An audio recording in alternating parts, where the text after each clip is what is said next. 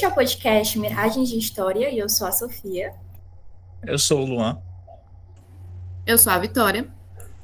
Vamos apresentar este, que é o nosso 6º episódio. Somos graduandos em Histórias pela Universidade Estadual Vale do Acaraú.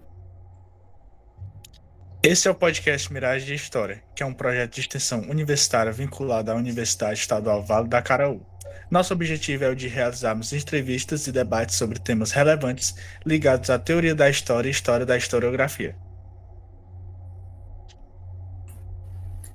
Se teoria vem do grego theoros, que designava um espectador ou alguém que observa, podemos pensar a história também a partir da chave das miragens, que do latim mirare significa olhar, fitar, admirar-se, especialmente com espanto. A produção do conhecimento histórico deve nos causar espanto, pois parte de uma relação de alteridade com o outro a partir do tempo. Neste episódio, temos a honra de receber a professora doutora Aline Duarte da Graça Riso. Bom dia, professora Aline. Bom dia, muito obrigada pelo convite, é um prazer participar com vocês hoje. Estamos aqui também com os professores Tiago e Ezra da UVA, além da professora Andressa, egressa do curso de História, que irão participar da entrevista. Bom dia, professores. Bom dia, prazer receber a Aline, bom dia a todos. Bom dia a todos e todas, um prazer estar aqui novamente. Bom dia, pessoal, prazer imenso estar aqui. Agora eu vou apresentar devidamente a nossa convidada, professora adjunta da Universidade Estadual do Ceará, professora do quadro permanente do Programa de Pós-Graduação em História, Culturas e Espacialidades, doutora em História Comparada pela Universidade Federal do Rio de Janeiro, mestra em Relações Internacionais pela Pontifícia Universidade Católica do Rio de Janeiro, bacharela e licenciada em História pela Universidade Federal do Rio de Janeiro, foi pesquisadora na Diretoria de Estudos e Relações Econômicas e Políticas Internacionais do Instituto de Pesquisa Econômica Aplicada e é membro da rede do Think Tanks do Sul Global e do Grupo de Estudos do Tempo Presente da Universidade Federal de Sergipe. Atuou como Distinguished Research Fellow no Departamento de Ciência Política do Brown University, nos Estados Unidos, no ano de 2014. Entre os anos de 2013 e 2016, trabalhou como professora do curso de licenciatura em História da Universidade Federal do Estado do Rio de Janeiro, juntamente com o Consórcio de Ensino à Distância do Estado do Rio de Janeiro. Atuou também como assistente de pesquisa em arquivos do Centro de História e Documentação Diplomática do Itamaraty, FUNAG, na Casa de Oswaldo Cruz, Fiocruz e do Centro de Filosofia e Ciências Humanas da UFRJ. Tem interesse nas áreas de relações internacionais, cooperação internacional e desenvolvimento, história global, história moderna e contemporânea.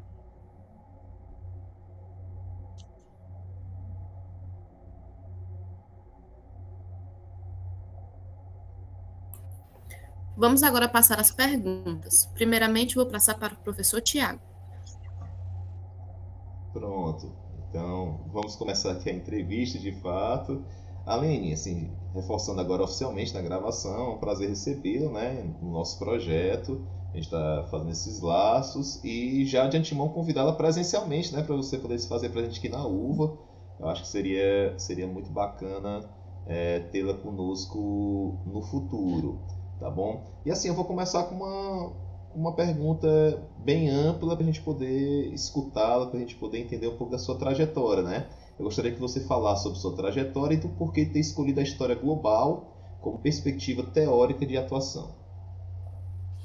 Mais uma vez agradeço, né, o convite e esse novo convite, né, para estar presencialmente lá na nossa universidade irmã aqui no estado do Ceará, né, na UVA. Será um prazer estar com vocês presencialmente.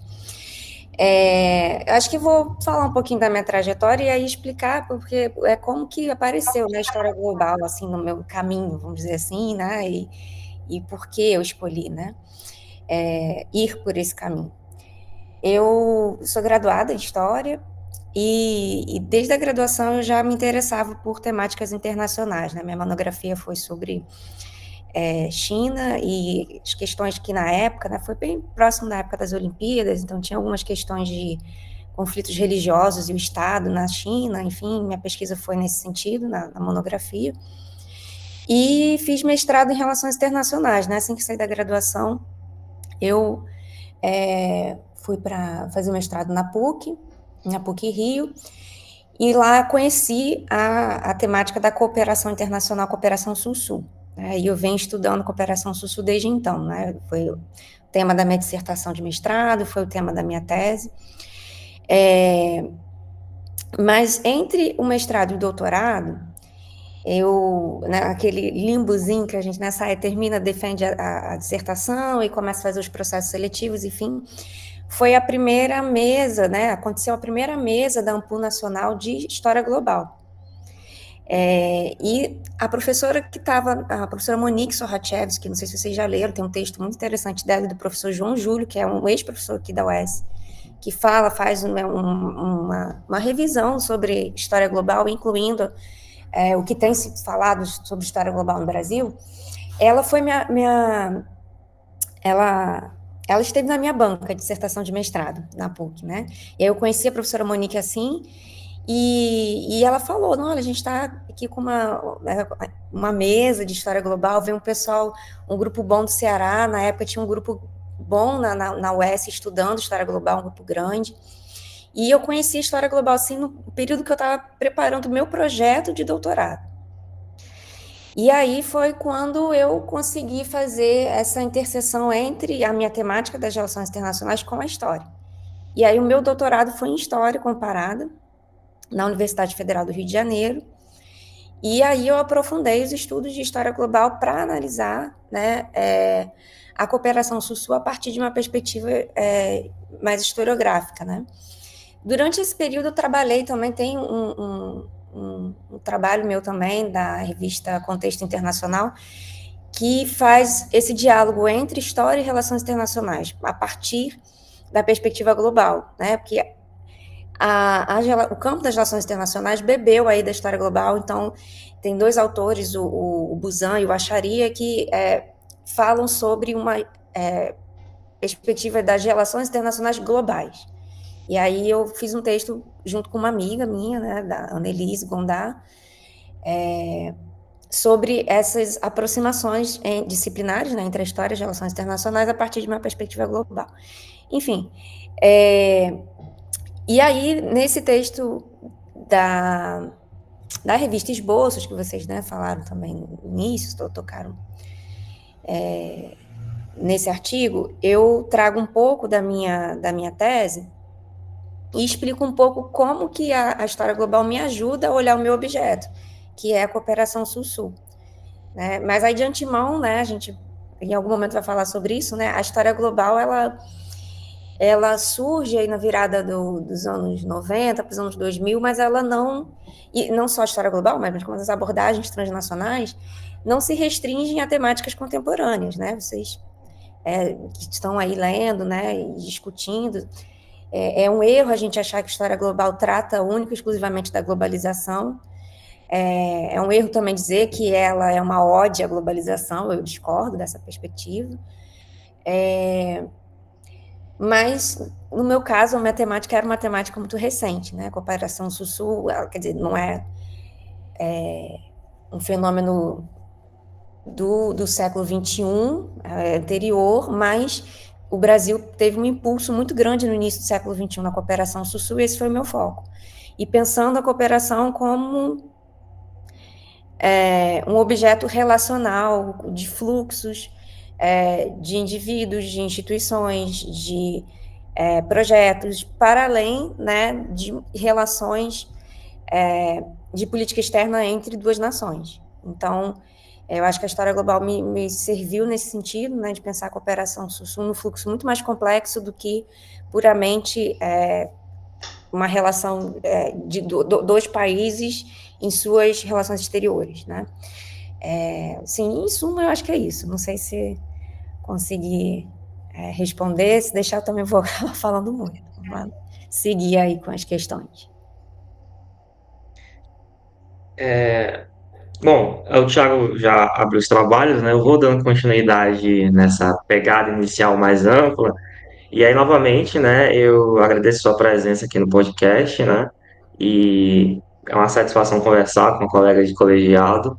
E quero pegar um pouco dessa linha mais ampla, né, e trazer uma questão que é muito cara, né, para esse podcast e também, né, para os projetos ligados a ele, que é a questão de escrita de história, da perspectiva, né, de como pensar a escrita da história, né.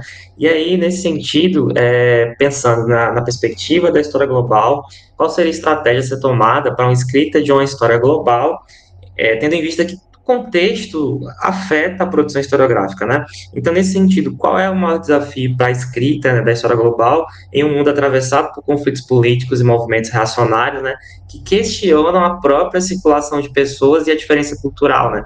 Nós temos aí uma série de grupos que questionam e colocam tudo no mesmo saco, chamado de globalismo, né? Então, qual seria o maior desafio para a escrita da história neste contexto? É interessante essa pergunta.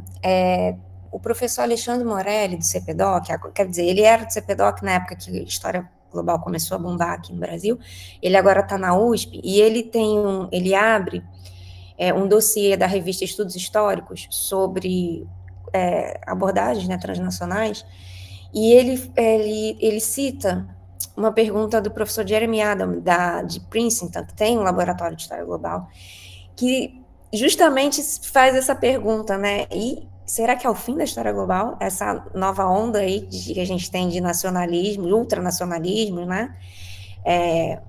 Contemporâneos, no sentido mais, né, do tempo presente possível que a gente possa imaginar, que vem carregado de um antimultilateralismo, né? Antes, como você muito bem falou, né, contra os fluxos migratórios, o isolacionismo, né? Enfim, então a gente está num contexto assim, vamos dizer, aparentemente desfavorável, né? Mas eu penso que esses fluxos não vão deixar de existir, e a história global, enquanto um instrumento de pesquisa, segue firme, no meu modo de entender, né? Até porque ela não se limita a esse contexto, né? Então a gente pode pensar em histórias transnacionais, conectadas, cruzadas, globais, enfim, no período medieval, né? Quem sabe na antiguidade, enfim, a gente tem inúmeras possibilidades e eu consigo ver a história global como um instrumento de pesquisa, né? Agora, assim, a gente entende que todas essas abordagens passam pelo seu período, vamos dizer, entre aspas, aí de modinha, né? As modinhas metodológicas, enfim, pode ser que daqui a um tempo isso morra, né? Eu acho que até, assim, comparando com a época em que eu comecei a trabalhar no doutorado, foi em 2016, meu Deus, vai fazer 10 anos que eu entrei no doutorado, eu acho até que essa modinha deu até uma certa esfriada, sabe? Até me surpreendo quando eu recebo convites para falar de história global. Mas eu acredito que ainda é uma ferramenta muito útil, e mesmo compreendendo esse cenário que a gente vive. A gente para pensar também que, veja, a gente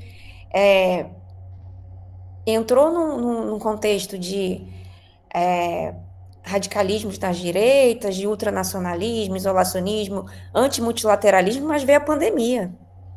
E a pandemia foi um desafio global. Um desafio que impediu os fluxos, né, entre fronteiras, né, nos paralisou, assim, localmente, vamos dizer, mas precisou de um esforço global para se conter, né? Então, a gente viu, inclusive, um embate entre lideranças nacionais contra organismos multilaterais, como a OMS, por exemplo. Né? Esse conflito aí é um excelente objeto de estudo, se a gente for pensar a partir da história global. Então, a gente não tem esse controle, né, dos eventos históricos, né? Não temos. Então, na minha perspectiva, acho que ela prossegue.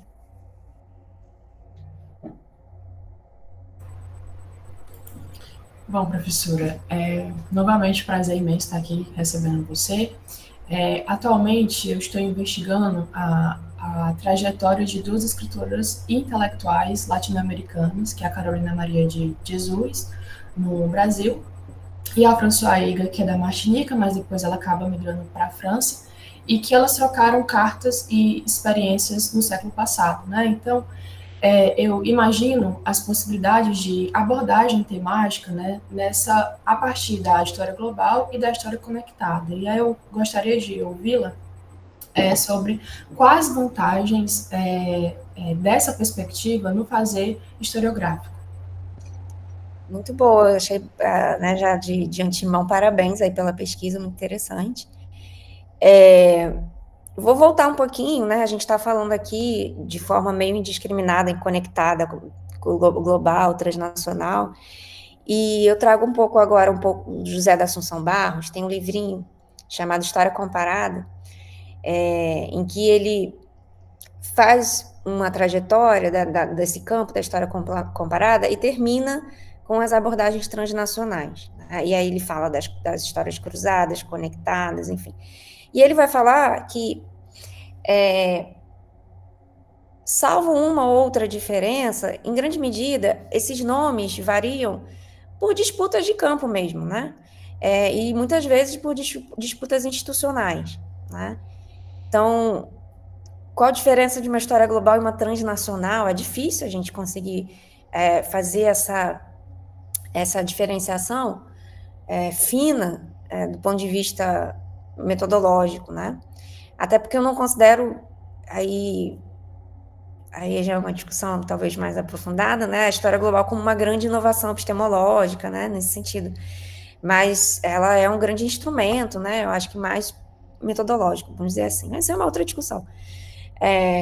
Mas é difícil a gente fazer esse ajuste fino, né, de limitar muito claramente. Então, eu vou trazer agora a Monique e o João Júlio para dizer o que unificam essas abordagens, né, que surgem mais ou menos no mesmo contexto, na virada do 20 para o 21. São duas premissas, não só premissas, né, mas, na verdade, dois movimentos, vamos dizer assim. Né? Vamos botar aí num guarda-chuva de abordagens globais. Né? As abordagens globais têm como dois movimentos centrais. Em primeiro lugar, a crítica ao eurocentrismo. Né? Então, e que, obviamente, outras abordagens vão trazer isso, né? Abordagem decolonial, pós-colonial, enfim.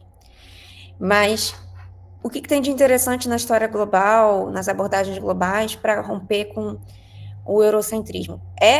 Buscar outras histórias, muitas vezes em movimentos sincrônicos, né? Você tem histórias que já são consolidadas como histórias universais, e aí a história global vem dizer, isso aqui não é uma história universal, isso aqui é a história da Europa.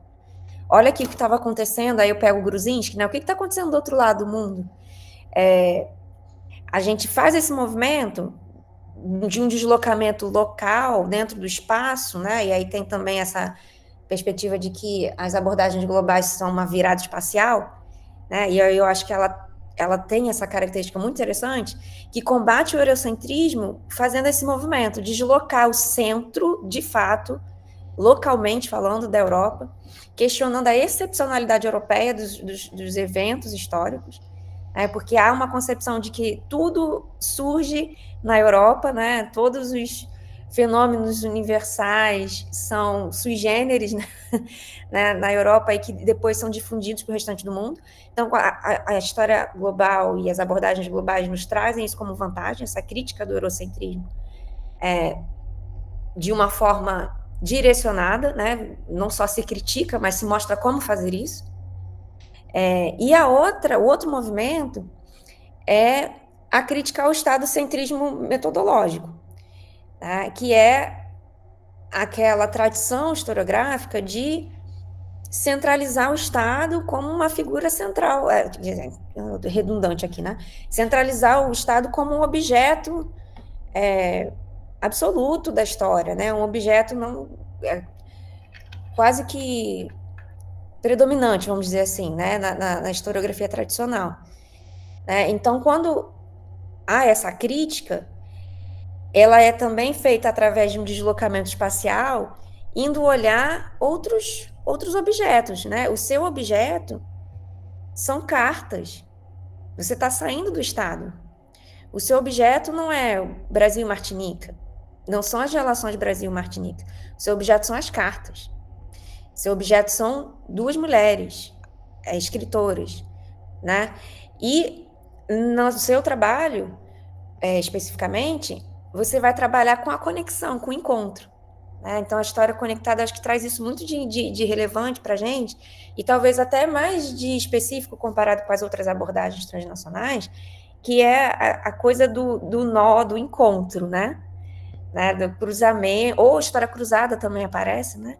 Dos cruzamentos, dos encontros, né? De contextos e vivências de várias regiões do mundo, né? Que em dado momento se cruzam.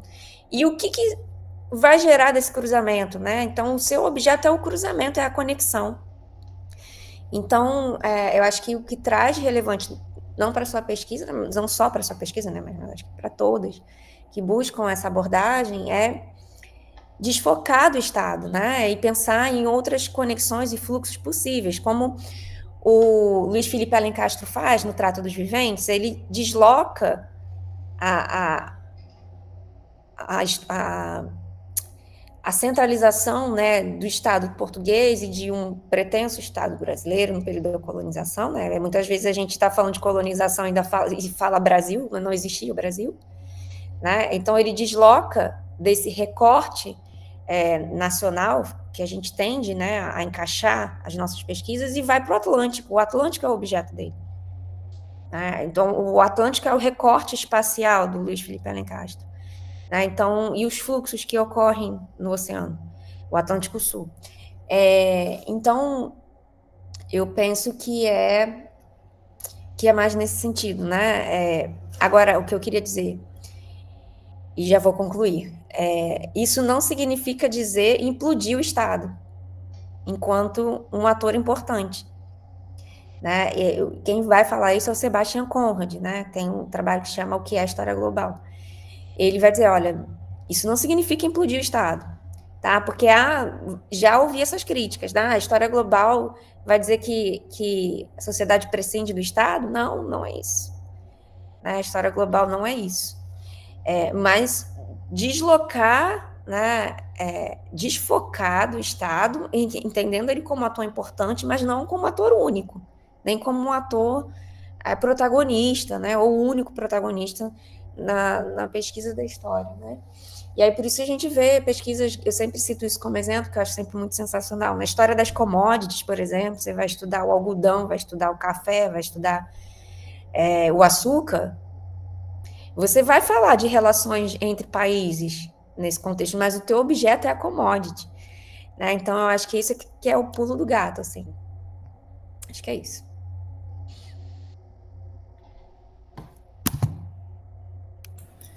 Olá, professora. Professora, a constante de estudos globais na história permite a emergência de novas formas de leituras e de escritas que atingiram diversas dimensões, né?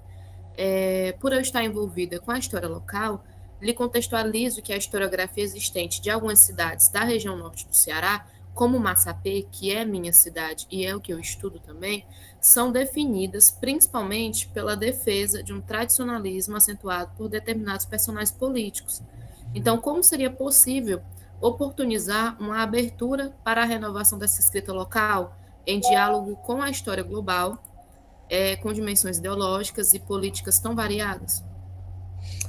Interessante. Aqui a gente está também num desafio aqui na FAEC, né? A gente está também, aí o Tiago viu, né? Provavelmente o trabalho do Caio, do professor Caio, que eu tenho trabalhado com ele nessa perspectiva da gente pensar a história dos sertões de Crateús, que é onde está o nosso campus, né?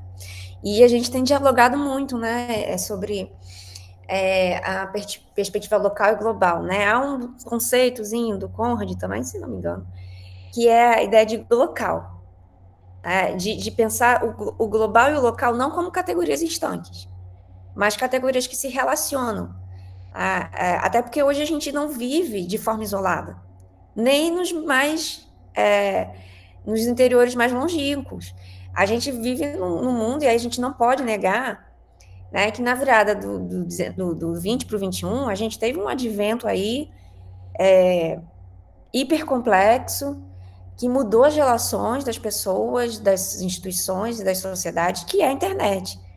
Então, a gente não consegue mais imaginar quase que nenhuma. É difícil, é claro que existem regiões ainda, né, isoladas, né, mas isso é cada vez mais raro, você encontrar regiões completamente isoladas no mundo, né? Então, eu acho que a história global, atrelada à história local, faz a gente repensar essas hierarquias, né? Quando a gente está falando de Brasil, a gente tem vários níveis, né? E aí eu trabalhei um pouco isso na tese, né? De hierarquização das coisas, né? Dos agentes, dos atores, né? A gente tem norte e sul global, a gente, né? É uma forma de hierarquização, mas dentro do sul global a gente tem outras hierarquizações, né? Se eu trabalhei com cooperação sul-sul, Brasil, Moçambique, Brasil, Cabo Verde. Né? Se a gente está falando de Brasil e Cabo Verde, a gente está falando de uma relação que não é uma relação simétrica. E aí, dentro do Brasil, a gente tem outras relações não simétricas. Né? A gente vê a diferenciação de Sudeste e Nordeste muito forte. Né? A gente tem, dentro do Ceará, a gente tem interior e capital. Né? São hierarquias que são postas, né? São hierarquias geográficas que são impostas. Né? Então, eu acho que essas abordagens locais nos ajudam a desconstruir também, né, esses movimentos de hierarquização geográfica. Né? Eu vejo por esse lado, né? E muito pelo lado de pensar que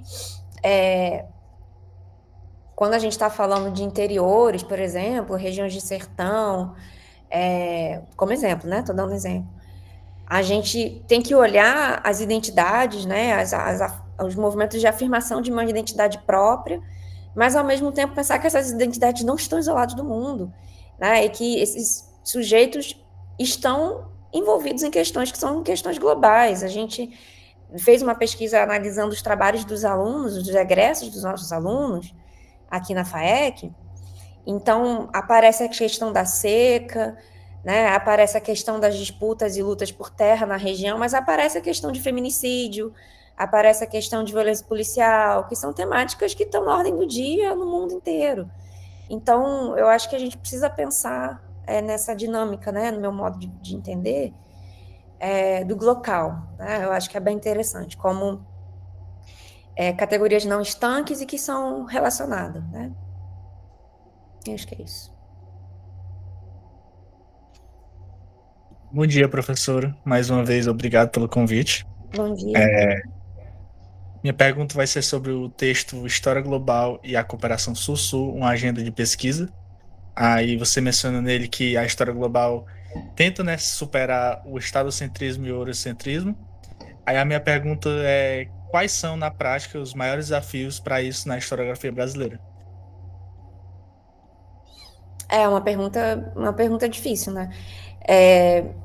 Vou tentar responder em duas partes. A primeira, eu acho que, assim, vamos pensar nessa ideia aí que eu falei lá no início de modinhas, né? Eu acho que é quando a história global chega, que chegou com muita força e depois deu uma arrefecida, assim, nos debates, né? Então, eu acho que o primeiro desafio, aí eu tô falando obviamente que a história global não é a única abordagem que questiona o eurocentrismo, né?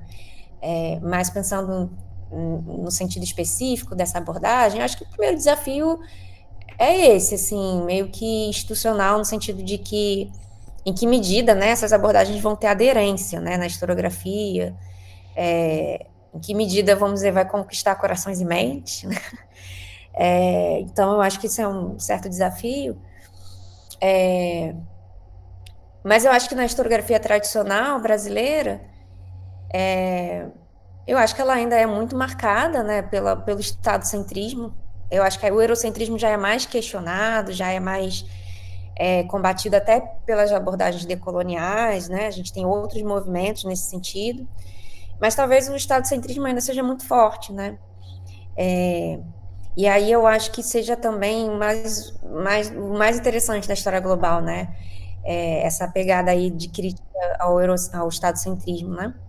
E acho que na historiografia brasileira, de modo geral, eu acho que esse é o grande desafio, né? Eu acho que romper mesmo com essa ideia tradicional, né, de Brasil como não só o Brasil, né, mas pensar nos estados nacionais como objetos centrais, assim, de análise. Eu acho que isso ainda é muito, muito, muito presente na nossa historiografia, né? E os desafios também, assim, né, vamos dizer assim, da incompreensão do que é a história global, né? Eu acho que talvez falta um pouco isso, da compreensão do que é a abordagem, que é uma abordagem transnacional. Não é simplesmente comparar dois países, né? O Assunção Barros, ele vai dizer, né, que a história global, transnacional e tal, elas são, vamos dizer assim, elas seguem uma linha, assim, de decorrência da história comparada, né? Mas ela ultrapassa a história comparada justamente de ultrapassar esse marco, né, do estadocentrismo, porque a história comparada ainda é muito marcada pela comparação de estados, né? Se a gente for pensar em Mark Bloch, né, uma grande referência da história comparada, ele está comparando Inglaterra e França, né? Então, a gente parar para entender o que é a história global, né, nesse sentido de que ela é um esforço de privilegiar outros objetos, né, sem implodir o Estado, e aí combater as críticas feitas à história global a partir de olhares mal informados do que é a história global, né? Então, essa discussão de que, por exemplo, que eu já ouvi, né? E estou colocando isso tudo aqui como desafio, né? A história global, ela vai, né, defender que a sociedade prescinde do Estado. Não prescinde do Estado, o Estado é importante. E aí estou indo para uma discussão até um pouco mais assim, né? Me tremo toda de falar isso. Giovanni Levi foi na UFRJ.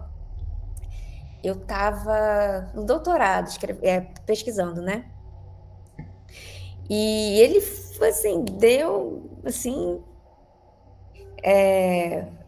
vários, né, pauladas, assim, na história global. E eu lembro que ele falava isso, né, olha só, a globalização traz uma série de desigualdades sociais, né, de uma série de violências, e a história global é uma ode à globalização. Então, eu, tremendo aqui, discordo do Giovanni Levi. Então, acho que esse é um desafio, né, a gente explicar, não, a história global, ela não é uma ode à globalização. Ela surge no contexto em que a globalização nos traz demandas metodológicas diferentes das que nós tínhamos em séculos passados. Mas isso não é dizer que a globalização é positiva, ela é algo a ser louvado, né, incentivado, não é isso. A globalização, ela aprofunda as desigualdades sociais, e a história global, ela pode ser um instrumento de análise para isso também, né? Então, eu acho que é um desafio também a gente explicar o que é história global, né? Já vi também nesses caminhos que a gente passa aí de avaliação, né? Às vezes pedem para a gente ser avaliador de parecerista, né? De artigos, enfim, de dossiês, enfim. Às vezes aparecem trabalhos que são trabalhos de análise de política externa e querem colocar, né, dentro da história global, porque eu simplesmente estou fazendo uma abordagem internacional. Não é a mesma coisa. Você ter um objeto internacional no sentido de você estar analisando, né, atores internacionais, isso não necessariamente é a história global. A história global, ela tem características específicas, né, que passam necessariamente pela crítica ao eurocentrismo e a crítica ao estadocentrismo. Então, você falar de política externa brasileira por si só não é fazer história global. Então, eu acho que aí são alguns dos desafios.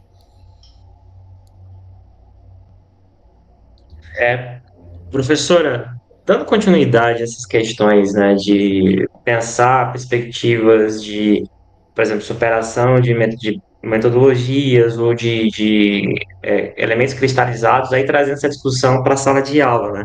Eu sou um pesquisador do ensino de história e eu acho interessante trazer um pouco esse debate para o campo da educação histórica, né? E, nesse sentido, o próprio campo de ciência história é um campo também muito recente, né? Tem pelo menos uns 40 anos, e ele também tem processo de crescimento, né?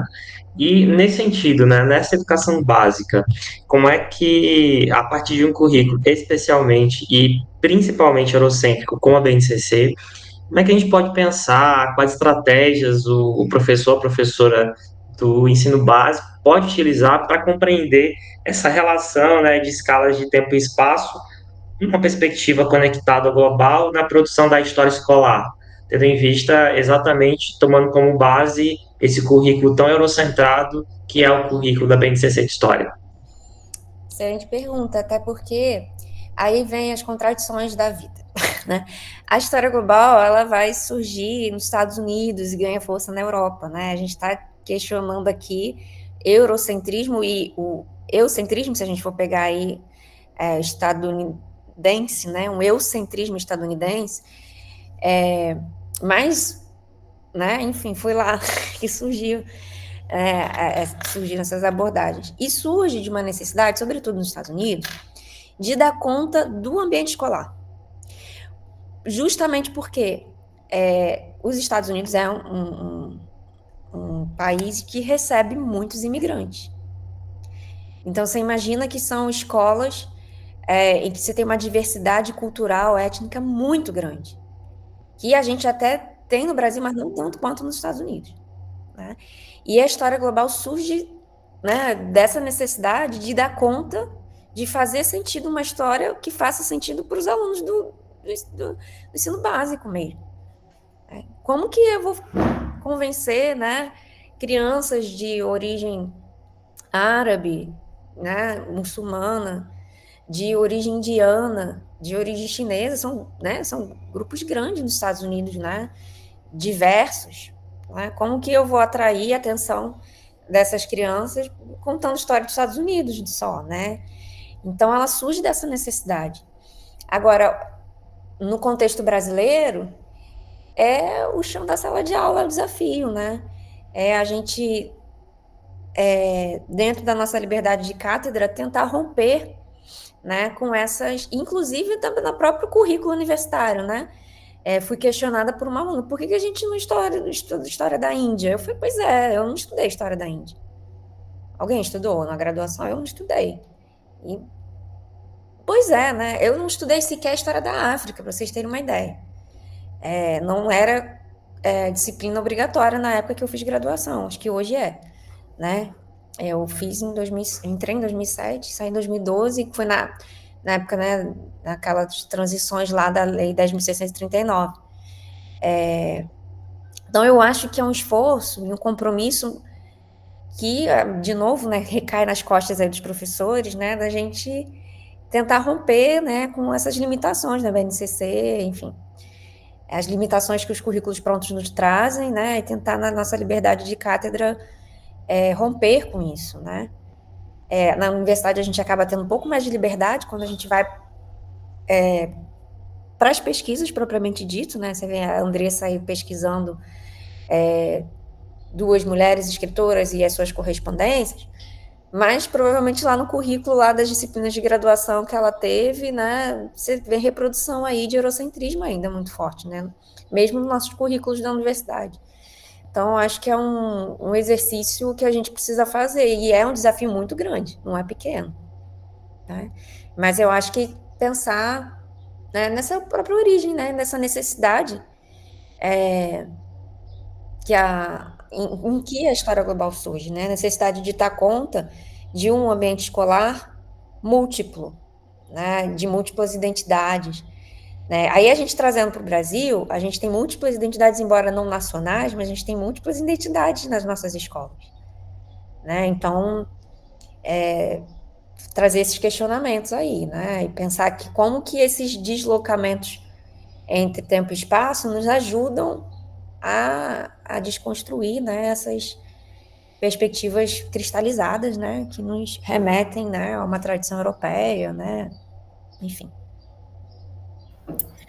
Professora, aproveitando um tema que eu também amo, que é o ensino de história, eu tenho 2 perguntas, na verdade. Talvez elas vão para caminho diferente ou talvez se encontrem.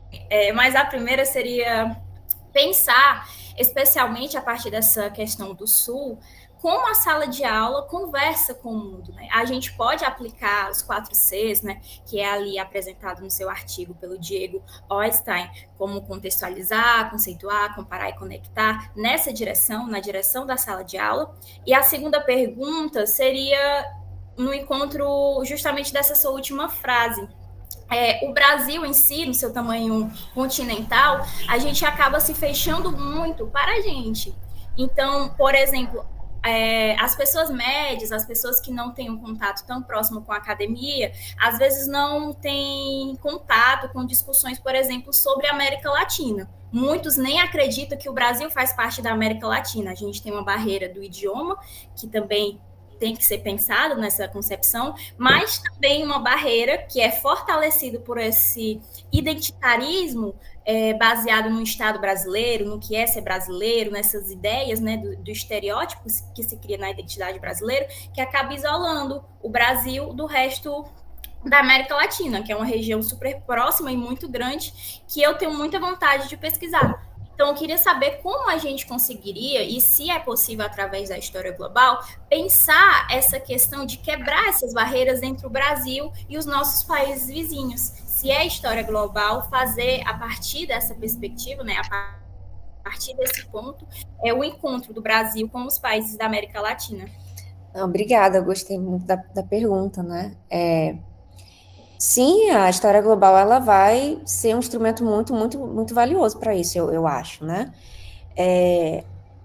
Há uma questão, né, que você colocou, essa questão da identidade brasileira, né? Quando a gente está fora do país, percebem que nós somos fisicamente latinos, né? Isso já aconteceu comigo, vem automaticamente conversar em espanhol, né? Eu acho que o resto do mundo não sabe que falamos português no Brasil. Isso é muito interessante, né? Embora o Brasil, né, tenha uma posição, vamos dizer assim, né, até geopolítica, né, de hegemonia, né, no continente, enfim, essa questão da identidade é interessante, né? São colocados no mesmo saco os latinos, né, como uma única identidade, né? E quanto que nós também somos muito diversos, né? Então, a gente lembrar que o Brasil tem várias regiões de fronteira, para começar, né? A gente tem vários fluxos migratórios que são aí temas incríveis, né? Para a gente pensar a América Latina. A gente tem fluxos também de militância política, né? Latino-americanos, que a gente pode estudar. Fluxos de intelectuais latino-americanos, né? A gente pensar a própria teoria da dependência. A gente tem, né, autores latino-americanos brasileiros trabalhando, né, CEPAL, enfim. Eu acho que ele tem uma série de objetos que podem nos trazer essa vantagem, né, de colocar a América Latina como centro, né? E aí, mais uma vez, a gente está deslocando aí do Estado e pensando numa região, embora seja uma região de estados, mas se a gente pensar nos fluxos, né, a gente está deslocando o Estado, indo para os fluxos e pensando em identidade, né, uma identidade latino-americana, que passa por uma identidade também brasileira, né, em diálogo, em conexão, em encontros, né, não é uma identidade única latino-americana, né, isso daí também acho que é importante, não existe uma identidade latino-americana, existem várias, e como elas se cruzam, como elas se conectam, na música é outro objeto interessante, né, a gente pensar a música, né, as conexões de artistas brasileiros com outros da América do Sul, por exemplo, eu acho que, assim, é um prato cheio para a gente, né, pensar. E aí, você falou de América Latina, eu lembrei nesse texto que vocês citaram, da revista Esboços, que eu trago uma discussão sobre cooperação Sul-Sul, né, como uma agenda de pesquisa da história global, eu uso as ferramentas do Diego Oestein, que são os 4 Cs, que ele tem um livro que chama Think History Globally, e são os 4 Cs, né, comparar, conectar, conceitualizar, cruzar. Ele é um autor judeu, né, de religião e tradição judaica, e ele é argentino, né, e está pensando também o contexto da América Latina a partir da história global, enfim, é uma referência, né, estou trazendo aqui como referência. Para a gente também pensar, né, que tem autores latino-americanos falando sobre história global, né? E eu acho que esse é um desafio também, a gente precisa de mais brasileiros falando sobre história global, né? Acho que é isso. Aline, estamos chegando, acho que ao final, tá bom, dos nossos questionamentos, mas se os meninos, né, tiverem alguma coisa, viu, ainda acrescentar, quiserem perguntar, temos tempo, né? Mas eu queria te trazer uma última provocação. Eu acho que, aproveitando também, você acho que fazer suas reflexões de forma mais ampla e de forma mais livre. Como eu lhe disse no começo, né, eu estou muito preocupado ainda, talvez, numa escala do local, né? Que a Vitória, eu acho que ela também já reforçou na fala dela. E aí, eu vendo as suas respostas, você inclusive citou que teve uma pesquisa, né, analisando os TCCs dos alunos na FAEC, né? Eu acho que o Caio, foi o trabalho que o Caio apresentou lá na AMPU, né? Foi. Tá certo? Foi sim. Eu estava lá no mesmo ST com ele, achei bem interessante, inclusive a proposta. A minha pergunta é, nesse contexto que eu vejo ainda muito em evidência uma história global, tá certo? Pelo menos assim, na nossa perspectiva eu acho, de encontro hoje, a história global ela é uma tendência de abordagem muito forte.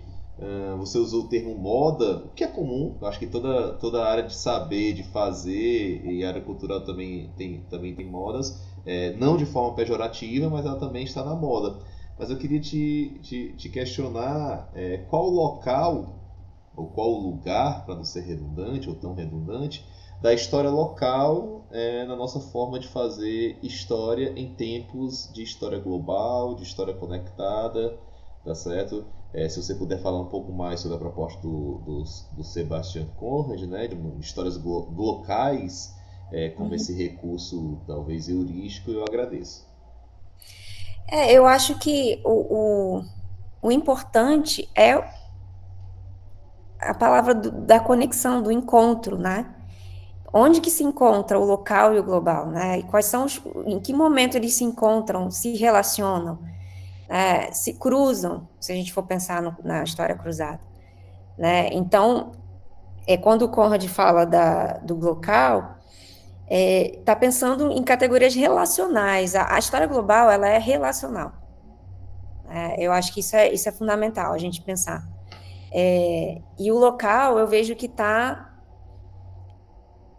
ele não está numa posição inferior ao global. Eu acho que a sua pergunta é onde está o local, né? Da mesma forma que o Estado ele não é implodido, né? O Conrad chama atenção para isso. O local ele também não é implodido, ao contrário, né? Ele está ali nos movimentos, nas relações. Sobretudo quando a gente está saindo do marco do Estado-nação, né? Então, a gente está tirando a lupa do Estado Nacional e indo para outros fenômenos, outros objetos, né? Em que histórias locais têm, assim, uma gama de possibilidades, né? Uma gama de encontros, de perspectivas, e eu, assim, repito, eu acho que sobretudo nesse sentido da gente pensar não mais um local como algo isolado do restante, assim. Eu acho que a gente precisa parar de pensar o local como um paraíso isolado do mundo, e não é. Não é mais, né? Talvez já tenha sido em algum momento. Quer dizer, circularidade é uma coisa que sempre existiu, isso ainda é uma outra coisa, né? A gente pensar em circularidade de conhecimento, circularidade de experiência, circularidade de cultura, isso sempre existiu, muito antes da internet, né? Não vou querer aqui fazer também dizer que a internet foi, vamos dizer assim, da internet surgiu tudo, usar a ideia de excepcionalidade europeia, usar a ideia de excepcionalidade para a internet, não, a circularidade existia. Agora, o que a internet faz é colocar isso numa escala muito maior. Então, numa escala muito maior, você vê fenômenos hoje em locais que antes, se a gente pensar no próprio transporte que a gente consegue fazer, ou no que a gente está fazendo aqui agora, nesse exato momento. Eu estou tendo um encontro, uma conexão com pessoas vocês estão em Sobral, não sei se está todo mundo em Sobral, não tem nem como saber, porque se eu tivesse em Sobral com vocês presencialmente, eu saberia que todos nós estaríamos em Sobral. E não estamos. Eu estou aqui em Crateús, não sei, devem ter algumas pessoas aqui em Sobral, outras em outras cidades, né? Eu poderia estar em Fortaleza, porque eu moro em Fortaleza. Isso aí fantástico, isso daí desloca tudo, essa coisa de global e local, né, como categorias estanques, ela cai por baixo, cai por terra, né? Então, eu acho que é muito fundamental a gente ter essa percepção, né, de circularidade. Acho que essa palavra é importante, circularidade, né, e pensar no local como um espaço múltiplo, de múltiplas identidades. Obviamente que a gente não está, veja bem, a gente não está também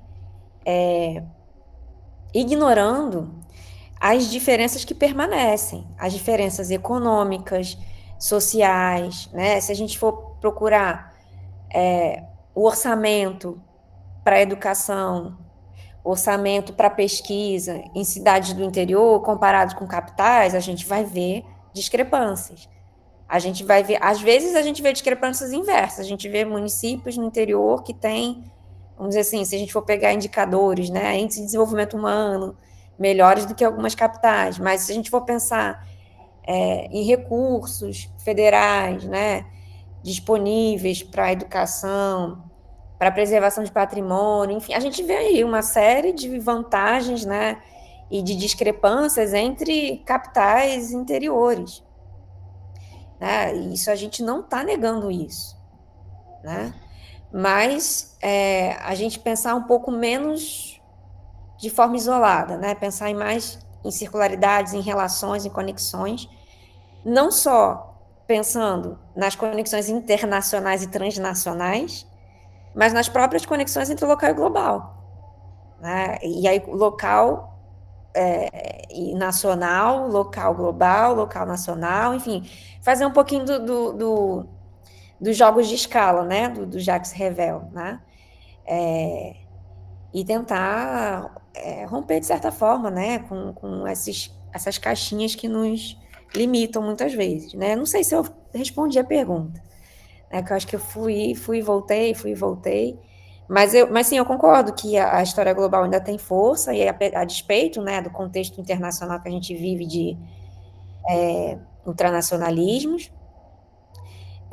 Acho que teve um boom mais forte, que deu uma diminuída, mas acho que ela segue sim, segue forte, né, e mais uma vez, eu sempre me surpreendo quando sou chamada para falar de história global, porque aí eu vejo esse fôlego, né, se renovando, né, os interesses de jovens pesquisadores, né, querendo trabalhar, né, com história global. Isso me deixa feliz, assim. Eu ainda estou num momento em que eu acho que é um caminho interessante para a gente fazer e a gente pensar a história. Aline, eu acho que você não deveria se surpreender, não, porque você é uma excelente profissional. A sua fala eu acho que foi muito bem conduzida, foi muito profunda. Muito obrigada. Tá bom? Muito didático, você perpassou, você acha que por muitos pontos nesse sentido. Eu acho que o grande desafio talvez seja sempre a gente pensar nos nossos arquivos, né? Porque a gente vai sempre conceituar como arquivo, que sempre vai variar como tema, como o recorte espacial, como o recorte temporal, né? Mas acho que isso é assunto talvez para um outro podcast, né? A gente falaria talvez horas sobre essa refundação de nosso... Pode falar. Vou falar muito rapidamente sobre isso, porque a gente tem o Sanjay Subramanian, né, que fala sobre, né, ele trabalha em relações econômicas, Ásia-Europa, enfim, e a ideia de multiarquivo ela é fundamental para histórias transnacionais, né? Agora, é um desafio a língua é um desafio. Tem um texto do Dominique Saxe-Mayer, que chama História Global, uma História Ecumênica, é uma interrogação. E ele vai falar dos desafios institucionais mesmo, né, que a gente tem para se fazer uma história global. Né? Então, a gente tem pouco orçamento nos lugares do Sul Global, por exemplo, olha só, olha como as coisas vão se conectando, né? Eu estava falando de diferenças aqui de investimento entre capital e interior, mas a gente tem também diferenças de investimento entre Norte e Sul Global, né? Então, investimento de pesquisa, né? Investimento de produção de artigos científicos e a língua, né? O Sanjay Subramanian era poliglota. Então, ele consegue fazer esse exercício de multiarquivos, né? Então, não é fácil a gente aprender várias línguas, né? Isso depende de dinheiro mesmo, né? A gente tem desafios que são muito concretos, né? Então, o arquivo é um desafio, né? A nossa pesquisa é um desafio, né? Excelente, e assim, fica o agradecimento pelo seu tempo, né? Pela sua fala. Eu acho que vai enriquecer muito os nossos debates para os nossos ouvintes, né? Para quem acompanha o nosso podcast, e nós que participamos aqui da entrevista, acho que nós aprendemos muito e tivemos muitas conexões, né? Se a gente vai pegar algum conceito que a gente tá abordando, tivemos muitas conexões teóricas e de interesses aqui, de lhe agradecer. Se você quiser se despedir, se quiser ter alguma fala de finalização, esse é o momento. Obrigado, Aline. Obrigada. Eu mais uma vez agradeço, gostei muito desse momento com vocês. Eu confesso que eu iniciei um pouco tensa, mas foi muito agradável, né? E acho que muito importante a gente ocupar esses espaços, né? Esses espaços das redes, né? Que são cada vez mais ocupados por narrativas complicadas, né? Então a gente precisa ocupar esses espaços de forma séria, né? Comprometida, com rigor, né? Uma discussão com rigor.